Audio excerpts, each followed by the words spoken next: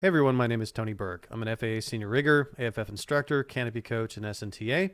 And today we're going to talk about choosing a reserve canopy, part of a series of videos I'm doing for skydiving gear. I put these videos together because I know how confusing and bewildering it can be if you're inexperienced with choosing gear and trying to find the right information, try to find the relevant information, and trying to find out what is appropriate for you and what may not be appropriate for you. So the Skydiver Gear Guide Matrix, your rig is going to be comprised of four primary components. You have your main canopy, reserve canopy, your AAD, and the container that it all goes into. I've already done a video on the main canopy and the AAD, and this video is going to be on the reserve canopy. First, some disclaimers because we are talking about skydiving after all. Skydiving is a dangerous sport, and don't let anyone tell you otherwise. It has been said that skydiving is a dangerous sport that can be done safely, which is something I agree with, but your safety is largely in your own hands. Remember, you're jumping at your own risk, and make sure to self-advocate if you have questions, find someone qualified, and ask them. This guide is not meant to replace the wisdom of your local riggers and instructors. They know you better than I do. If they have a recommendation that counteracts something that I have said, I would probably defer to them because, again, they know you better than I do. And I strive for accuracy. However, if you think that something I said is inaccurate, please let me know down below in the comments. Reserves should always be inspected before they're being packed. And skydiving is only for properly trained individuals. Reserve canopies are more docile, so you're going to hear this term a lot when we're talking about reserves. Compared to main canopies, that doesn't mean you cannot get hurt or worse if they're used improperly. So make sure you have the proper training. And finally, in the USA, reserves and containers are both governed by FAA regulations. In fact, all of skydiving is governed by FAA regulations, but reserves and containers have some requirements, like having a TSO approval. Regulations and requirements in other countries are likely to be different than the United States, so check with your local civil aviation authority. However, this presentation will primarily be USA oriented.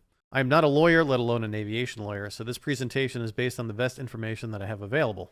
All right, with that out of the way, let's talk about the topics we're going to talk about in this video.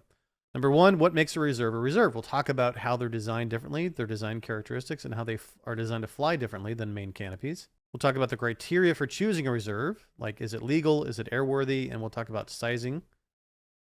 And then finally, we'll talk about the reserve market. What are the products and models out there that are available, both in the new and used market?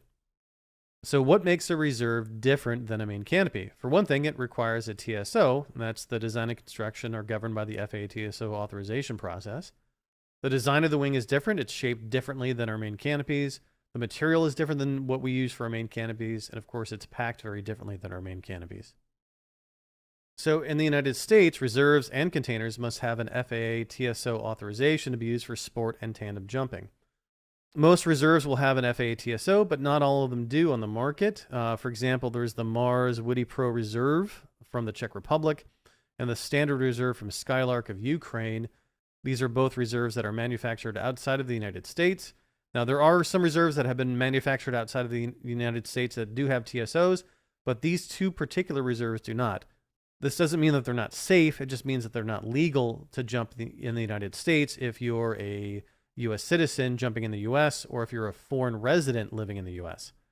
So the reserves are also designed a little bit differently than our main canopies are. The main principles are there. They're both ram air. So a reserve canopy and a main canopy are both ram air parachutes.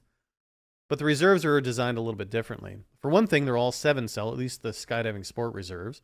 When I say skydiving sport reserves, I mean a single person system, so not a tandem system. The tandem reserves, I'm not sure if they all are 9-cell, but at least one of the most popular ones that I know of is 9-cell. But our reserves for sports skydiving, non-tandem skydiving, those are all 7-cell. There are some older 5-cell reserves that are not really appropriate anymore. But everything today that you can get on the market that I'm aware of is 7-cell. They're also a square planform, and they have a low aspect ratio. So let's take a look at what all that means. When I say 7-cell versus 9-cell, I mean literally 7 cells versus 9 cells. Every ram air parachute is divided up into cells, and most of them are either 7-cell or 9-cell. Now, when you get into cross brace, you get into things like 21-cell or 23-cell or 27-cell, something like that. But the non-cross brace canopies are generally either 7-cell or 9-cell. You can see here we have 1, 2, 3, 4, 5, 6, 7. This is a wingsuiting canopy. Most of the wingsuiting canopies out there are going, or most of the ones that are designed to be wingsuiting canopies are also going to be 7-cell for similar reasons to why we want our reserves as 7-cell. And the canopies that are designed to be more sporty tend to be 9-cell. So planform is the name of the shape of the wing if you're looking from above, looking down from above. One of the planforms that we have is called square. It's not really square, it's rectangular, but what we're talking about is 90-degree corners. There's no tapering from the center to the edges. Most skydiving main canopies have some sort of tapering, either an angled taper or a curved taper on both the leading and trailing edge. Even some of the student canopies will have this. And then some of the really aggressive canopies have what's called a Schumann wing, where there's a high degree of tapering on both the leading and the trailing edge. For our reserves, they're going to be square planforms, so 90-degree corners. It's going to make them more resistant to turning. It's also going to generally make them less efficient. They're not going to glide as well. They're not going to flare as well. But that's not what they're designed for. They're designed to open up and get you safe to the ground. The square platform is there to be stable, to resist turning, and just to be a stable platform for those emergency situations. Now, part of this stability is the low aspect ratio. That's also why, again, why a lot of the wingsuiting canopies will also have a low aspect ratio. They're generally more stable, which means they're less on any given wing loading. Something with a lower aspect ratio is likely not going to turn as much or want to turn as much compared to something with a higher aspect ratio. And they'll generally, again, also have less glide. The aspect ratio is the ratio between the span and the chord. So the span is lengthwise, side to side, and the chord is front to back. So again, we're looking at the canopy from top down. So while reserves are designed to be docile and stable instead of aggressive and sporty, just like any canopy, wing loading changes their flight characteristics. Every canopy becomes more aggressive when wing loading higher. It doesn't matter what the shape of the wing is. If you put more weight under less square feet, then you're going to have a more aggressive canopy.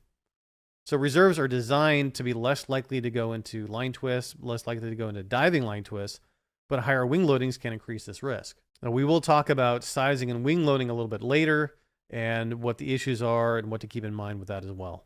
In the U.S., reserves must be packed by a properly certificated FAA rigger. Skydiving rigs are back type. There's also lap, seat, and chest. And those are generally used for bailout rigs for pilots, like aerobatic pilots. But skydiving is almost always back. In fact, I can't think of anything that isn't back type. So there's 4 types. And so a rigger must be a senior or master rigger with that type rating rather. The process of packing a reserve is more involved, much more involved than packing a main. And it's more thorough and more deliberate and requires specialized tools and specialized knowledge. For example, here is a picture I have of packing one of my rigs that has a skyhook MARD in it. So it's got some additional steps that you wouldn't have in a normal skydiving main. Now, in a skydiving main parachute, a good packer can throw a pack job into a rig in about 5-6 minutes, depending on the size of the canopy. Larger canopies can take longer. Whereas an experienced rigger will take over an hour probably in order to pack a reserve. It's more specialized tools, it's a more deliberate process, there's paperwork involved, etc. So they take longer to pack. Let's talk about reserve materials. So virtually all sport canopies, main and reserve, are made from a nylon woven in a way to make them resistant to tearing and ripping. We call that Ripstop Nylon. It involves weaving the fabric with thicker reinforcement threads, typically in a square pattern, but sometimes they might be even in a honeycomb pattern. And this means that when the nylon rips or has a hole in it, it's less likely for that tear to continue along. Now, it still can, of course, but it's more resistant to this tearing. Now, while both main and reserve canopies are made out of the same base nylon, the nylon is then treated in certain ways that will make it either F111 style or ZP style in most cases. For ZP fabric, they take that Ripstop nylon and they coat it, impregnate it, soak it into a silicone substance to make it zero porosity. And that's what makes it crispy. That's what makes them hard to pack and so slippery when they're new. And that material will wear off over time and they'll be easier to pack, but it starts a little bit of air through. So that's what the ZP means, zero porosity.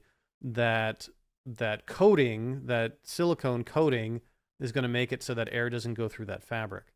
F111 style is treated but not coated, so as a result, it does let some air through. There's a process called calendaring. It's heating the material. Most reserves are still made from F111 style material. Now, F111 was actually a trademark term from a particular vendor, and it just became one of those things like Kleenex. Any kind of tissue you'll call a Kleenex. Same thing for F111 material. As far as I know, that actual brand name isn't used anymore. They don't make it anymore. But we still tend to call it F111 material. The PIA, the Parachute Industry Association, has a specific designation for this material, and I can't remember what it is, but we just call it F111 for the most part. Most mains are made from ZP. Most reserves are made from F111 with a couple of exceptions. There are some older main canopies that are made from F111 material, and then there are some canopies like the Silhouette that are a hybrid of both ZP and F111 material.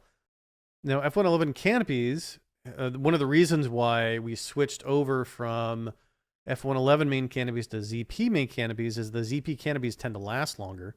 So the fact that F111 canopies don't last as long, we're not going to put 500 jumps on a reserve. At least I hope we don't put 500 jumps on a reserve. But you could easily put 500 jumps on a main canopy, so the ZP is better for that. And F111 is still used in reserves. There are some reserves that are made from non-F111 material or F1 similar material. These are low bulk reserves or low pack volume reserves. They will pack smaller than a traditional reserve of the same size, typically about a size smaller. So, for example, if you have a reserve tray on a container that could hold a 170 max, you could probably fit a 190 LPV reserve in there. Of course, check with the manufacturer.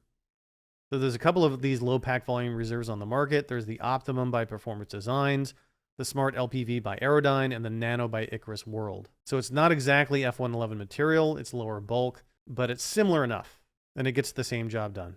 All right, let's talk about selecting a reserve. So our reserve selection criteria is one, is it legal? So does it have a TSO? Is it appropriate? And is it safe? And is it airworthy? So many, like I talked about before, many aviation components in the US are required to be FAA authorized or FAA approved. So things like seatbelts on commercial airliners. If you go onto a commercial airliner, you sit down in a seat, you put your seatbelt on, that seatbelt is a TSO'd component. If you look at it, you'll see the C22 label on there. That means that the manufacturer of that seatbelt has tested it to various standards and manufactured it to various standards. And the same is true for skydiving reserves and containers. Mains and AADs are not required to have TSO approval. There is no TSO approval process for mains or AADs. So manufacturers will perform specific tests on the components and then apply for that authorization. In the aviation and skydiving industry, we commonly refer to this as being TSO'd or a TSO'd component. The C23 series is for containers and both containers and reserves. And the C23B standard is actually quite old. It's from 1949. And there's still reserves out there today that are operating under that TSO authorization from C23B. There's C23C, D, E, and F. E was made in 2008 and canceled almost immediately. I don't think anything ever got authorized under it. So no containers or reserves have a C23E authorization, but there are some C23Fs. And of course, there's some C23Cs and Bs. So both containers and harnesses will be authorized under one of these TSO standards. From a safety perspective, it doesn't really matter. There's gear out there that's perfectly fine. There's gear that's being manufactured today under the C23B standard. I really wouldn't make that a criteria. So for example, if I'm looking at two reserves and one C23C and one C23D, I generally wouldn't use that as a criteria to determine which one to buy. Like the D better than the C? Not really. It's more of the reputation of the manufacturer, their particular design, etc. That's going to be more important than which one of these is that it's authorized under. So all that really matters is that it has a TSO. Next is airworthiness. In order to determine airworthiness, we first needed to see if it's within its usage limits. And of course, it needs to be inspected by a qualified rigger for it to be determined whether it's airworthy. So it's checked every time it's packed. So I did a whole video on how old is too old for a reserve, because we've got a lot of reserves out there that are 20 plus years old. There's a misconception that there is a time limit on reserves. And generally speaking, in the US, there is no blanket time limit for either containers or reserves or any skydiving component for that matter. So the FAA doesn't have any particular time limit. Most of the manufacturers don't either. Now, there is a 20-year lifespan on one of the tandem reserves, but none of the skydiving sport reserves that I'm aware of have any kind of time limit. The bailout reserves are typically round reserves from the various manufacturers, and their containers will also typically have a vendor manufacturer imposed time limit.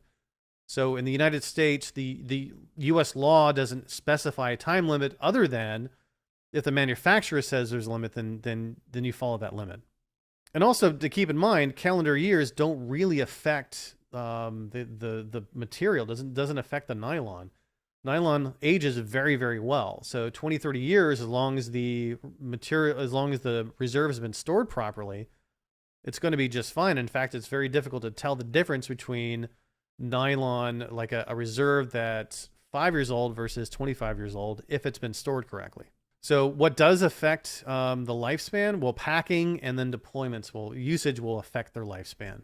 So many reserves have a specific limit on usage before requiring or at least suggesting an inspection on permeability and or fabric strength. For example, Performance Designs and Icarus reserves say 40 pack jobs or 25 deployments. And if you've had either 40 pack jobs or 25 deployments, whichever comes first, it either needs to be discarded or it needs to be sent back to the manufacturer for them to run some tests on. And if they deem it still airworthy, they'll send it back and say you've got 10 more pack jobs on it or 20 more pack jobs on it, whatever it is. Aerodyne's a little bit different. There are 40 pack jobs or 10 deployments. So one of the things that I really appreciate about both Performance Designs and Icarus is that sewn onto the reserves themselves is you see this data panel. So all reserves will have this data panel. Also within that data panel is the Canopy history log right here. And what it is every time you have a pack job, you put a little mark. And if you have a deployment that you've packed for, then you put a little X. The log is right there on the reserve. Now, a reserve should have a data card, but especially when we're dealing with older reserves, that data card might have been lost, or it might have gone with the container, or some sort of mix-up may happen. But here we've got a really good indication of how many times this particular reserve has been packed and how many times this particular reserve has been deployed. So it's much easier to stay within those usage limits, those predefined, prescribed usage limits by the manufacturers. Not all the reserve manufacturers have this. As far as I know, only Performance Designs and Icarus do this, and I wish the other ones would too. It's one of the reasons why Performance Designs and Icarus, and Performance Designs in particular, is a highly sought after reserve, and they typically do very well in the used market. They get snatched up pretty quickly. It's not to say that they're better than Aerodyne in terms of safety or anything, but the Aerodyne doesn't have that data panel on there, which is I wish they would. Many other reserves do not have any usage or packing limitations, and it's up to the rigger to inspect and determine if it's airworthy. Again, I really love having that history log on the data panel rather than being on the data card that goes with the container that can be lost, etc. So what ages and damages regular canopies isn't necessarily what ages and damages reserve canopies. So main canopies, what they don't like is UV. They're constantly being exposed to UV light. On deployment and in the pattern when you land. One of the things that probably someone has recommended to you when you take a packing class is to either pack it indoors or pack it in the shade. That's just going to make the canopy last longer. Dust, sand, and sweat are not great for main canopies. It will wear them out quicker. But in some environments, it's just what they're going to be exposed to. There's not, if you're packing in the hot sun, you're going to sweat, and if you're laying on top of the canopy, you're going to transfer your sweat to the canopy. Try not to do it as much, but it's going to happen. So in these hot desert environments, the main canopies tend to age faster or wear faster. So what ages and damages reserve canopies? So packing and usage, like we talked about, every time it's packed, it'll wear the fabric a little bit. Every time it's deployed, that counts as usage. And some of the more modern reserves will have usage limitations that are easy to follow there. But probably what kills reserves, condemns reserves, makes them unairworthy is mold and mildew. And mildew is just a type of mold or fungus. And it comes from improper storage typically. The proper storage is put into a cool, dark place so it's not exposed to direct sunlight. It's relatively cool, and it's also humidity controlled. So if you have a wide range of humidity levels, you can get condensation, moisture gets onto the fabric, into the fabric, and that can promote mold and mildew, and that will eat the nylon. And it doesn't take a lot of that to basically make a reserve unairworthy after that. So that's generally what will happen to a reserve to make it unairworthy, unless it's really, really old and just been used a lot. This is why we open up the reserve. Even if it hasn't been deployed, we open up the reserve, we take a look, we look for signs of mildew, for signs of mold, etc., to make sure that nothing is crept in. Finally, is the reserve appropriate for you? And is it safe? And of course, safe being a relative term. So with sizing, we've got a couple of things to consider. One, is it sized correctly for the container? Also, is it sized correctly for you, which relates to wing loading considerations. And then we also have the match the main or more fabric conundrum, which we'll talk about. The same considerations for main wing loading also apply to reserve wing loading. So the more you load a reserve, the more aggressive that canopy is going to be, despite the fact that reserves are designed to be more docile. Physics is just physics. So a higher wing loading means that you're going to have a faster descent rate, a faster forward velocity.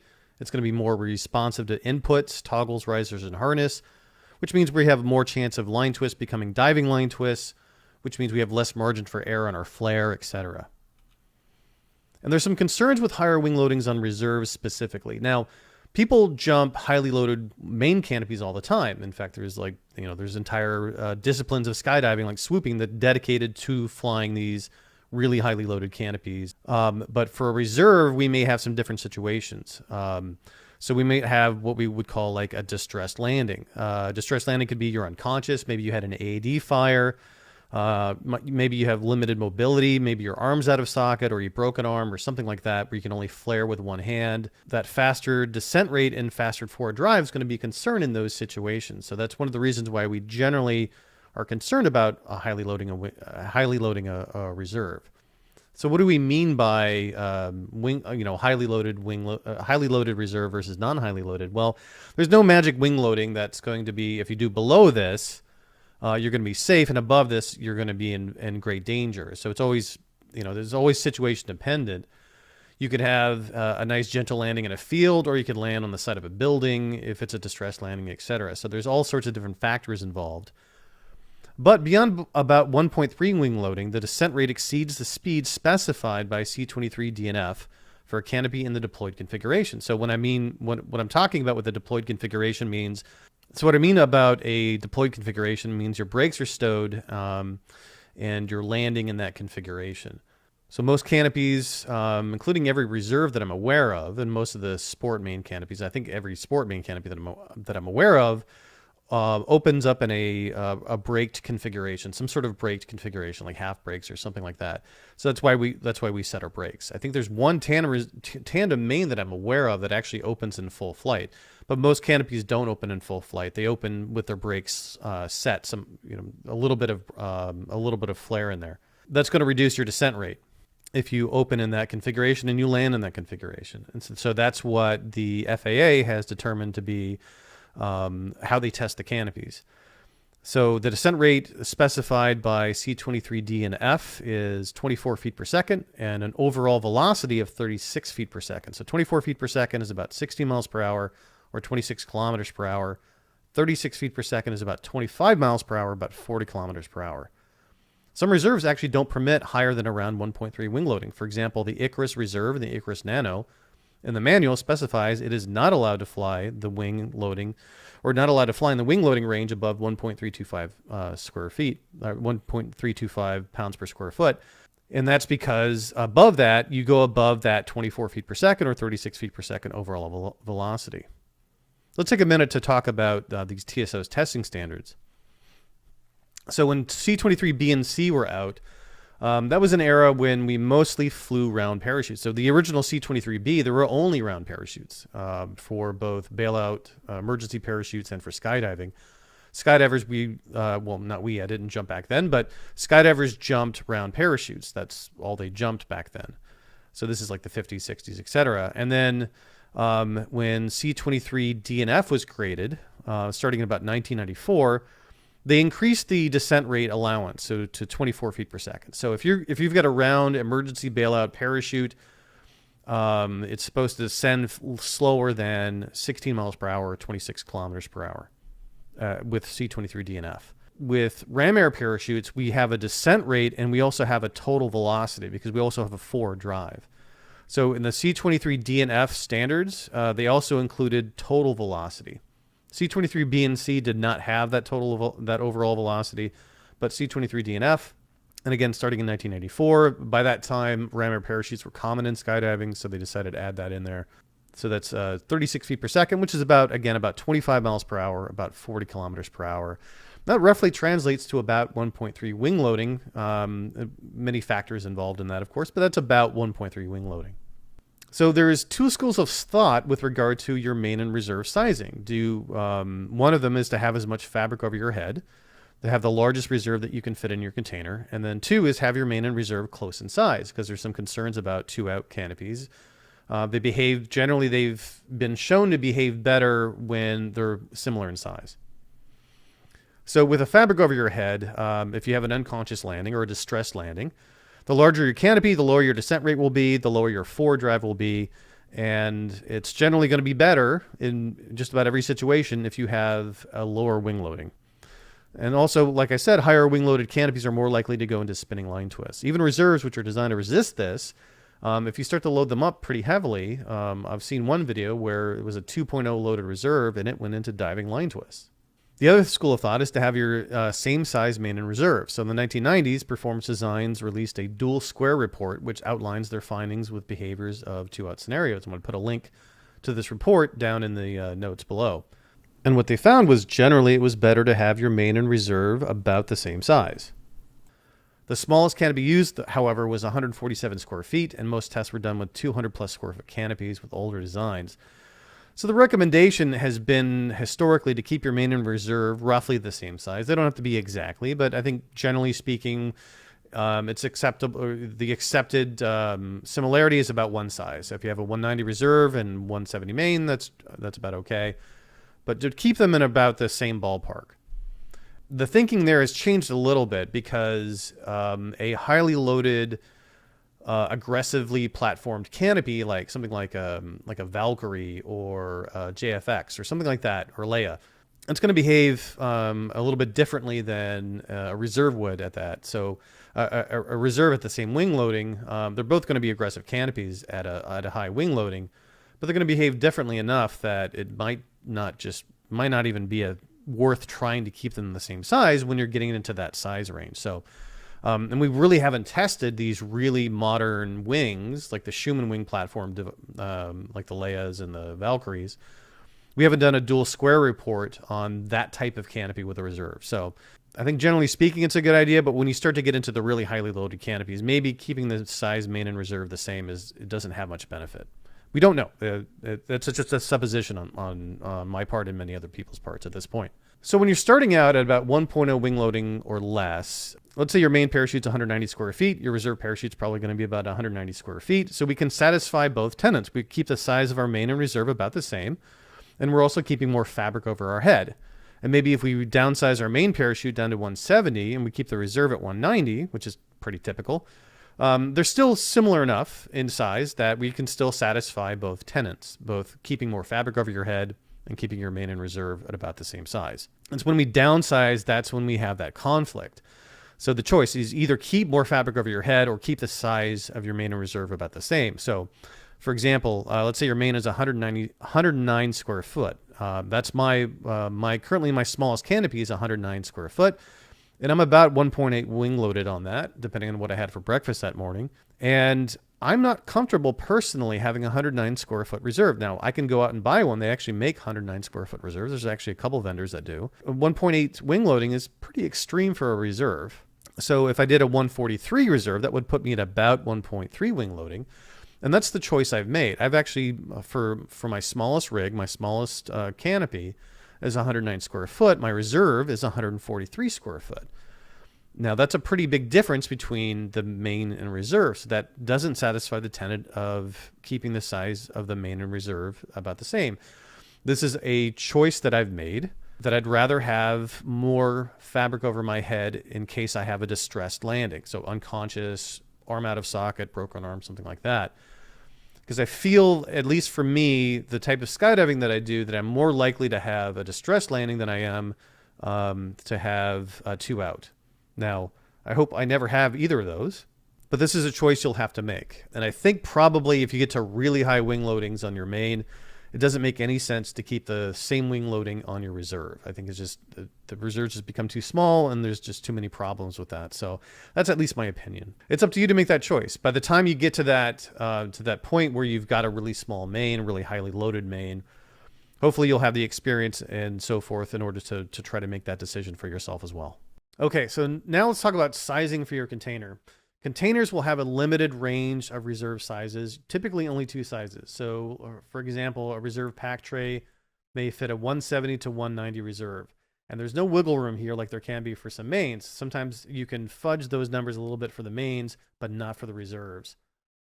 Most of the manufacturers will have a specified range. Sometimes it's only one size, but usually they'll have a range of sizes. And some manufacturers will also list specific models of canopies that they know to fit in there well. Most of the time, the main and reserve pack trays are going to be similarly sized. So if you have a reserve pack tray that's roughly 170 to 190, your main pack tray is probably going to be the same or around that area. There are some manufacturers that have customized sizing that you can have bigger reserves and smaller mains, or vice versa. So check with the manufacturer to see what they support. Also, with LPV, you can typically fit a size larger. So for example, a reserve pack tray that might fit a 170 to 190, you could probably fit a 210 LPV reserve in there. Now, again, check with your manufacturer to make sure that that's the case, but this is generally the kind of thing that we can do. So if you really want to make sure that you have more fabric over your head, a low pack volume reserve might be a good idea. So one of the things that comes into play when you're talking about downsizing is, again, you don't have to downsize, but most containers are designed to have roughly the same size of mains and reserves. But if you start to downsize, you'll probably hit a point where your new main won't fit in your current container. So you'll have to get a new container, and that new container may not fit the reserve that you have. It's often the case, not always, but it's often the case that the container is paired with the reserve. So if someone sells a container or you buy a container on the used market, oftentimes you'll buy the reserve along with it because they're kind of paired together. And the reason why the person is selling their container and reserve is typically because they've downsized to a smaller container. They had to get a new reserve or a different reserve to fit that newer, smaller container. So just as an example here, we have the Aerodyne Icon i5, i4, and i3. So the i5 fits a 170 to 190 main. The i4 fits a 140 to 170 main, and the i3 fits a 124 to 140 main. And then we have a 160 to 175 reserve, 135 to 150 reserve, and a 120 to 135 reserve for the i3, all respectively. So let's say I started out with a 175 reserve in my container, and I'm jumping a 190, then I downsize to 170. And then I decide I'm going to downsize to a 150. Well, I can fit a 150 in the i4, but I can't fit it in the i5. So if I wanted to do a 150 and stay with Aerodyne, I would get an i4. But my 175 reserve would not fit in the i4, so I'd have to sell that. So that's something to keep in mind as we're downsizing. All right, finally, let's talk about the reserve market. We're going to talk about the new market and the used market. So let's talk about the new reserves if you're going to buy new. So these are 3 vendors that I would recommend considering when you're going for a new reserve. Now there's other manufacturers, but these are the 3 that I typically will recommend for various reasons. For example, there's one manufacturer that doesn't have any information about the reserve on their website, no packing manual or anything, and I don't like that. So these 3 are well regarded. They have various sizes. They have TSOs, so they're legal to jump in the US. We've got Performance Designs with the PD Reserve. We've got the PD Optimum, which is a low pack volume reserve from Performance Designs. We've got Aerodyne with the Smart Reserve and the Smart LPV, which is their low pack volume version, or low pack volume reserve. And we have Icarus World with the Icarus Reserve and the Icarus Nano, which is also their low pack volume offering. Now, if you're going below 1.3 wing loading, they're all good choices. But above 1.3 wing loading, Icarus World does not permit usage of the reserves. So if you're going above that wing loading, then Icarus World is out. Then we have Performance Designs and Aerodyne. And honestly, just for that data log on the data panel on the reserve, I'm going to give it to Performance Designs. Aerodyne is a fine brand, but I really like having the ability to immediately know how many pack jobs a reserve has had and how many deployments it's had by just looking at the reserve itself. So I don't have to worry about a lost data card. So the PD Reserve is well regarded. It's probably the most popular reserve on the planet. It's been in probably more rigs than any other reserve. And then the PD Optimum, that's kind of the Cadillac of reserves because it's also well trusted and will pack smaller, so you can put it into you can get a bigger reserve. Now you're going to pay for that. The Optimum, I think it's probably the most expensive reserve out there. I haven't checked prices recently, but I just remember that's being a few $100s more than the others. And generally speaking, low pack volume reserves are going to be more expensive than the standard offering from each vendor. So if you're going for the used market, you can still find these on the used market, but you're also going to run into some other reserves that are available on the used market. For example, there's the Tempo reserve. There's various Ravens, the Raven 1, 2, 3, and 4, Super Ravens, Micro Raven, and then that they're made by Precision, which is their current model is the R-Max. There was a change in the company, and I forget exactly everything that went on, but basically the same lineage. The R-Max reserve, and that's a current reserve, but I can't recommend it because, again, it doesn't have a manual. And there's plenty of other options out there on the market. And we have things like the Swift and Swift Plus. And the Swift Plus is an okay reserve. Again, they're going to be pretty old. But if they're inspected and if they're in good shape, they can still be airworthy. Same thing with any of these. The Micro Raven we'll talk about is on the do not jump list, and I'll tell you why in a little bit. So, in fact, a reserve to avoid the Micro Raven. Other Raven reserves can be okay, like the Raven 1, 2, 3, and 4. Those are generally much larger canopies. You're not going to find like a 120 of these. But you might find a 120 Micro Raven. You might find a 135 Micro Raven. You might find a 150 Micro Raven. Problem is that these canopies were not designed in the era of modern wing loading, which is higher than 1.0. So they tend to stall. They weren't designed for it. So you come in, see you had a cutaway or you had a total malfunction. You're coming in on your reserve, probably pretty excited given the situation. You go to flare, and at about shoulder length, the canopy collapses behind you and you fall on your back and maybe you get hurt.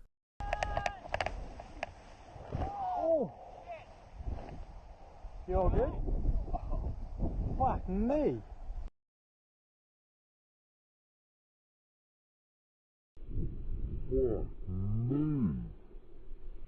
That's generally why we avoid the Micro Ravens. There's also a variation of the Micro Raven called the Micro Raven Z, I think. It's a ZP top skin reserve. Now, like I said, most reserves are made out of F111 style material, but the Micro Raven Z has a ZP top skin, which there's a reason why we don't use a ZP in reserves. The biggest problem here, there's two big problems. One of them is that it can open up very, very fast. So because it doesn't allow any air through, it just tends to open up quicker. And if you're going faster than regular belly terminal, it can seriously injure people. So I think there's been a couple of deaths even associated with it. So avoid that. The other issue is that ZP material on the top skin, that silicone coating, if it's been packed for a while, it can actually get kind of sticky. If you've had a reserve that's been packed for like 180 days, it might take a set, it might come out like a brick and not want to inflate as quickly. So it might not inflate as quick. So it's either going to be too fast or too slow. Either way, it was not a good idea. And it wasn't, I only learned about their existence recently, but avoid the ZP Micro Raven at all costs. Anything 5-cell. So there have been some 5-cell reserves. These were early square as opposed to the round reserves when there was a transition from round reserves to square reserves, ram air reserves. They're not appropriate for beginners. They have some weird quirks to them, like cut breakaway handles. And also, they're so old, there's concerns about airworthiness, mostly because of how many times they've been packed and how they've been stored. Not so much, like I said, the nylon itself lasts a long time as long as it's stored correctly, but in 30, 35 years, hard to say where it's been. So anything 5-cell avoid. And then finally, anything round. I almost didn't put a warning in for don't jump around reserve because it's just not something we run into these days. But it actually wasn't too long ago when I saw someone try to sell a container on one of the Facebook forums, and it had a round reserve in it. And just want to make sure that if you're researching reserves to know, and if you're researching reserves because you're a new jumper, do not jump around reserve. Don't buy a round reserve. Don't buy a container with a round reserve in it. Most of the containers today don't even have a way to pack a round reserve in them. So, and a lot of DZs won't even allow them. So, just nothing round. So a little bit of a recap. Reserve criteria: is it legal? Is it airworthy? Does it fit in your container? Is it the right size and wing loading for you? And is it an appropriate model? So I hope you found this video useful. Let me know if you have any additional questions down below. I generally will answer those questions in a fairly timely manner. And thank you for watching.